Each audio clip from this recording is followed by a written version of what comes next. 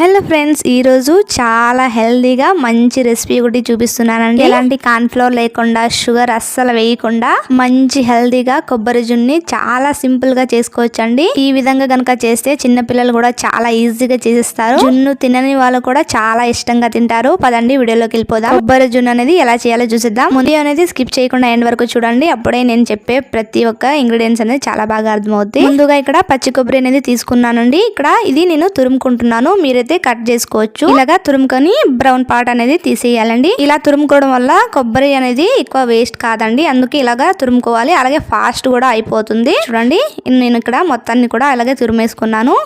చూడండి, చాలా తక్కువ అయితే బ్రౌన్ పార్ట్ అనేది వచ్చింది. మీరు కట్ చేశారంటే చాలా ఎక్కువ అయితే పోతుంది. అలాగే ఇలాగ చిన్న చిన్న పీసెస్ గా కట్ చేసుకోవాలండి. చిన్న చిన్న పీసెస్ గా కట్ చేసుకున్నాక ఇప్పుడు ఇవి మిక్సీ వేసుకుందామండి. చూడండి, ఇక్కడ మిక్సీ జార్ లో అయితే వేస్తున్నాను. అలాగే ఒక కప్పు వాటర్ అనేది వేస్తున్నానండి. ఇక్కడ ఏ కప్పు అయితే తీసుకుంటామో అదే కప్పుతో లాస్ట్ వరకు మెజర్మెంట్ అయితే తీసుకోవాలండి. చూడండి, ఇప్పుడు ఒకసారి వేసుకుంటున్నాను. అందులోని ఇప్పుడు యాలకులు అయితే వేసుకుంటున్నాను. అలాగే మరొక హాఫ్ కప్ వాటర్ అనేది వేసుకొని మరొకసారి మిక్సీ అనేది వేసుకోవాలండి. చూడండి, ఇక్కడ మిక్సీ అనేది వేసేసుకున్నాను. ఇప్పుడు ఇది మనం స్ట్రైన్ చేసుకోవాలి, అంటే వడకట్టేసుకోవాలండి. చూడండి, ఇలాంటి స్ట్రైనర్ ఉంటే స్ట్రైనర్తో అయినా చేసుకోవచ్చు, లేదంటే క్లాత్తో అయితే చేయొచ్చండి. మీరు నేనైతే ఇక్కడ క్లాత్తోనే చేస్తున్నాను, ఎందుకంటే మనకి కొబ్బరి పాలు అనేవి చాలా బాగా వస్తాయి కాబట్టి ఇక్కడ నేను క్లాత్తోనే వడకట్టేసుకుంటున్నానండి. చూడండి, కొబ్బరి పాలు అనేది సపరేట్ చేస్తున్నాను. చాలా అంటే చాలా ఈజీగా చేసుకోవచ్చండి. అలాగే చాలా బాగుంటుంది. చూడండి, ఇప్పుడు ఇది మరొకసారి మనం మిక్సీ అనేది వేసేసుకోవాలండి. చూడండి, ఇక్కడ మరొకసారి ఆ పౌడర్ అనేది వేసేసుకొని మనం మరొక కప్పు వాటర్ అనేది వేసుకోవాలండి. చూడండి, ఇలాగా వేసుకొని మరొకసారి మనము మిక్సీ అనేది వేసుకోవాలి. అప్పుడే మనకి కొబ్బరి పాలు అనేవి చాలా బాగా వస్తాయి. చూడండి, వేసేసుకున్నాము. ఇప్పుడు మనము మరొకసారి కొబ్బరి పాలు అనేవి తీసుకోవాలి. చూడండి, ఇలాగా వడకట్టేసుకోవాలన్నమాట. చూడండి, ఇలాగా మొత్తాన్ని మనం పాలు అనేది సపరేట్ చేసుకోవాలి. ఇప్పుడు ఇది పౌడర్ ఉంది కదా, ఇది మనం పడేయకూడదండి. ఏదైనా కూరల్లో అయితే వేసుకోండి, వేస్ట్ అయితే చేయకండి. ఇప్పుడు మనం పాలు అనేది ఒక గిన్నెలో తీసుకుంటున్నాను. ఇక్కడ మెజర్మెంట్ అయితే తీసుకుంటున్నాను. మనం ఏ కప్పుతో అయితే వాటర్ తీసుకున్నామో అదే కప్పుతోనే పాలు అనేవి తీసుకుంటున్నాను. ఇక్కడ నాకు 3 కప్పుల పాలు అనేవి వచ్చాయండి. కొబ్బరి పాలు అనేది వచ్చింది. చూడండి, ఇక్కడ 3 కప్పులు అయితే సరిపోయాయి. ఇప్పుడు ఇవి పక్కన పెట్టేసుకుందాము. మరి కొన్ని పాలు మనం పక్కన తీసుకోవాలండి. కొంచెం పాలు అనేది పక్కన తీసుకుందాము. ఇప్పుడు ఇందులో మనం బియ్యం పిండి అనేది వేసుకోవాలండి. పోయినసారి అయితే నేను కార్న్ఫ్లవర్ యూజ్ చేశానండి. కార్న్ఫ్లవర్ అనేది హెల్త్కి మంచిది కాదని చాలామంది కామెంట్ అయితే పెట్టారండి నాకు. అందుకని ఈరోజు బియ్యం పిండితో అయినా చేస్తున్నాను. అయినా చాలా బాగా వస్తుందండి. చూడండి, ఇలాగా బియ్యం పిండి అనేది హాఫ్ కప్ ఇక్కడ బియ్యం పిండి అనేది వేసుకుంటున్నాను. ఇది మొత్తం ఇలా మిక్స్ చేసుకోండి. మనం కార్న్ఫ్లవర్ డైలీ యూజ్ చేయడం వల్ల మన హెల్త్కి మంచిది కాదు, కానీ ఎప్పుడో యూజ్ చేస్తే ఏం కాదండి. మీరు కార్న్ఫ్లవర్ వేసుకోవాలంటే కార్న్ఫ్లవర్ అయినా వేసుకోవచ్చండి. అలాగే ఇక్కడ నేను బెల్లం తీసుకున్నాను. బెల్లం అనేది ఇక్కడ 3/4 కప్పు బెల్లం అయితే తీసుకున్నానండి.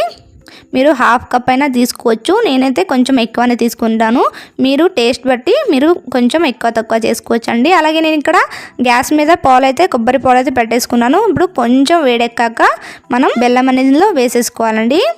ఇప్పుడు కొంచెం బెల్లం అనేది కరగనిచ్చాక ఇందులో మనము బియ్యం పిండి కొంచెం కలిపేసి ఉంచుకున్నాం కదండి, అది ఇందులో వేసేసుకోవాలండి.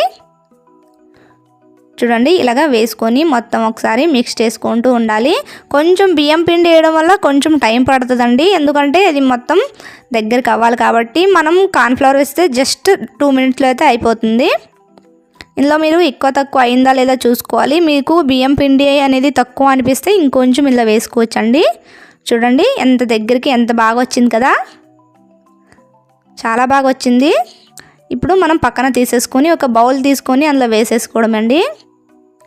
చూడండి, ఇలాగా వేసేసుకొని మనం సెట్ అవనివ్వాలి. ఇక్కడ మరొక బౌల్ అయితే తీసుకున్నానండి. కప్పులో మనం మరొక కప్పు అయితే వేస్తున్నాను. నేను ఒక కొబ్బరి తీసుకున్నాను కాబట్టి ఎక్కువ వచ్చింది. మీరు ఒక కొబ్బరిలో సగమైనా తీసుకోవచ్చండి, పర్వాలేదు. ఇలాగ వేసేసుకున్నాక సెట్ అవనివ్వాలి. 1 గంట లేదా 2 గంటలు మీరు సెట్ అవనివ్వాలి. చూడండి, బాగా సెట్ అయ్యాయి. మీ ఇంటికాడ ఫ్రిడ్జ్ ఉంటే ఫ్రిడ్జ్లోనే పెట్టేసుకోవచ్చు, లేదంటే బయట పెట్టేసినా సెట్ అయిపోతాయండి. ఇప్పుడు సెట్ అయ్యాక ఒక ప్లేట్ పెట్టేసి దాని మీద ఇలాగా టర్న్ చేశారంటే చాలా ఈజీగా ఉడిచ్చేస్తుంది. చాలా చాలా అంటే చాలా బాగుంది కదా చూడడానికి. చాలా టేస్ట్ కూడా అంతే బాగుంటుందండి. చూడండి, ఇక్కడ మీకు కట్ చేసి చూపిస్తున్నాను. చూడండి ఎంత స్పంజిగా ఎంత సాఫ్ట్గా చాలా బాగా వచ్చింది కదా. చూడండి చాలా చక్కగా చాలా సింపుల్గా చేసుకున్నాము. ఈ వీడియో కనుక నచ్చితే లైక్ చేయండి, షేర్ చేయండి, మా ఛానల్ని సబ్స్క్రైబ్ చేసుకోండి. అలాగే ఈ వీడియో మీకు ఎలా అనిపించింది అనేది నాతో తప్పకుండా షేర్ చేసుకోండి. అలాగే ఈ రెసిపీ అనేది మీరు తప్పకుండా ట్రై చేయండి. మీకు ఎలా అనిపించింది అనేది నాతో షేర్ చేసుకోండి. అలాగే మరొకటి కూడా నేను వేసాను కదండి, అది కూడా ఇలాగా బాక్స్లా కట్ చేసి చూపిస్తున్నాను. ఇది కూడా చాలా బాగా సెట్ అయింది, చాలా బాగా వచ్చిందండి. చూడండి చిన్న పిల్లలు అయితే చాలా ఇష్టంగా తింటారు. మనకి హెల్త్ బాగుంటుంది, అలాగే టేస్ట్ కూడా చాలా బాగుంటుందండి. చూడండి చాలా సింపుల్గా చేసుకోవచ్చు. ఇంతేనండి ఈరోజు video. Thank you for watching.